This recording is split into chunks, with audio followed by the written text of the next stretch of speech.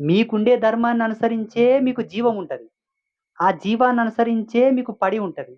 ఆ పడిని అనుసరించే మీకు పిల్లలు పుడతారు. ఆ పిల్లల్ని అనుసరించే మీకన్నీ సంక్రమిస్తాయి. ఇక్కడ ఎచ్చు, తగ్గు, గొప్ప, చిన్న అనేది ఎవరు నిర్ణయించుకుంటామంటే ఆశ. ఉన్న దాంట్లో తృప్తి పడనీకి ఓపిక లేక, సర్దుకునీకే ఓపిక లేక, ఏకాగ్రత లేక ఆశ పుడతది గదా! ఆశతో ప్రాకులాడుతూ మనిషి జీవితాన్నే మర్చిపోతాడు. ధర్మాన్నే మర్చిపోతాడు. మీన సిగ్నేచర్ పెడతాడు, కింద చేతి పెడతాడు. ఇది సిగ్నేచరు, ఇక్కడ చేతు. కేవలం ఏంది? ఆశ.